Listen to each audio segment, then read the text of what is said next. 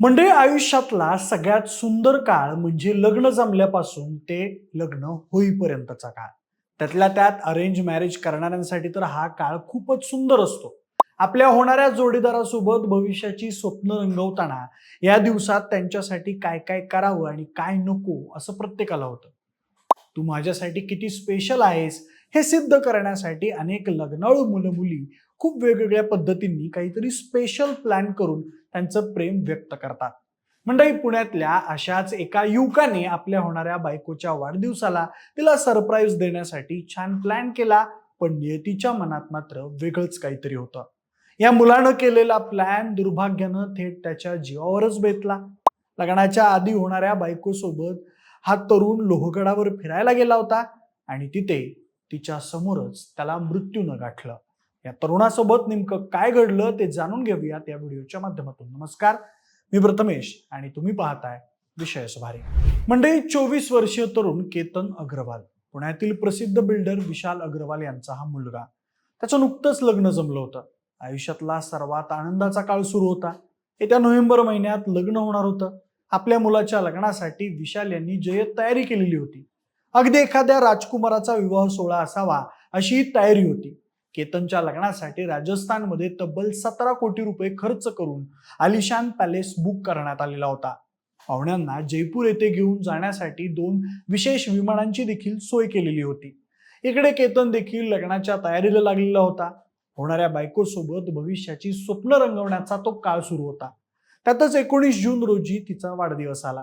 त्यामुळे केतनने तिला सरप्राईज देण्यासाठी काहीतरी खास नियोजन करायचं ठरवलं.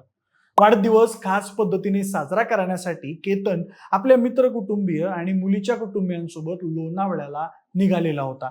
या प्रवासादरम्यान त्यांनी लोहगड किल्ल्यावर जाण्याचा निर्णय घेतला. लोहगड किल्ला म्हणजे पुण्याजवळचं प्रसिद्ध पर्यटन स्थळ. दरवर्षी पावसाळ्याच्या सुरुवातीला या ठिकाणचं हिरवगार जंगल आणि धबधबे पाहण्यासाठी या परिसरात मोठ्या प्रमाणात अनेक पर्यटक येत असतात आणि अनेक जण धोकादायक ठिकाणी उभं राहून फोटो काढण्याचा मोह टाळू शकत नाहीत. यावर्षी अजून पावसाला सुरुवात झाली नसली तरीही लोहगडच्या निसर्गरम्य वातावरणात जाण्याचा मोह केतन आणि त्याच्या कुटुंबियांना टाळता आला नाही आणि त्या ठिकाणी गेल्यावर इतर पर्यटकांप्रमाणेच केतन देखील एका खोल दरीजवळ उभा राहून फोटो काढत होता. पण त्याच वेळी अचानक त्याचा पाय घसरला आणि तो तब्बल 350 फूट खोल दरीत कोसळला. हे पाहताच कुटुंबियांच्या पायाखालची जमीनच सरकली. केतन दरीत कोसळलेला बघून त्यांनी तातडीने मदत मागायला सुरुवात केली. दरम्यान या घटनेची माहिती मिळताच शिवदुर्ग मित्र लोणावळा, वनजीव रक्षक संस्था, ट्रेकर्स तसेच पोलिसांनी तातडीने घटनास्थळी धाव घेत बचाव कार्य सुरू केलं. मोठ्या प्रयत्नानंतर लोहगड परिसरातील घनदाट झाडीतून मार्ग शोधत केतनला खोल दरीतून बाहेर काढून गडाच्या पायथ्याशी आणण्यात आलं आणि तातडीने खासगी रुग्णालयात दाखल करण्यात आलं. मात्र डॉक्टरांनी तपासणी करून त्याला मृत घोषित केला. अवघ्या काही तासांपूर्वी आनंदाने फिरणारा आणि भविष्याची नव्या जीवनाची स्वप्न रंगवणारा हा तरुण अचानक कायमचा निघून गेला. या घटनेतील सगळ्यात हृदयद्रावक बाब म्हणजे दुसऱ्याच दिवशी त्याच्या होणाऱ्या पत्नीचा वाढदिवस होता आणि काही दिवसातच त्यांचं लग्न होणार होतं. त्या आनंदाच्या क्षणांची तयारी सुरू असताना संपूर्ण अग्रवाल कुटुंबावर दुःखाचा डोंगर कोसळला. ज्या घरात लग्नाच्या तयारीची चर्चा सुरू होती त्याच्या घरात आता शोककळा पसरली आहे. म्हणजे आपण नियोजन वेगळं करत असतो, पण नीतीच्या मनात मात्र काहीतरी वेगळंच असतं आणि कधी कधी एका क्षणात सगळं काही संपून जातं. या दुर्घटनेबद्दल संपूर्ण राज्यभरातून सध्या हळहळ व्यक्त होतीये. दरम्यान ही घटना पुन्हा एकदा एक मोठा प्रश्न उपस्थित करते, तो म्हणजे सोशल मीडियासाठी किंवा आठवणींसाठी फोटो काढताना आपण स्वतःचा जीव धोक्यात तर घालत नाही ना? विशेषतः किल्ले, दऱ्या, धबधबे आणि उंच कडे या ठिकाणी अनेकदा पर्यटक निष्काळजीपणे वावरताना दिसतात. दरवर्षी पावसाळ्यात एक तरी अशी घटना घडते जी मनाला चटका लावून जाते. एका छोट्याशा चुकीची किंमत अनेकदा संपूर्ण आयुष्याला मोजावी लागते.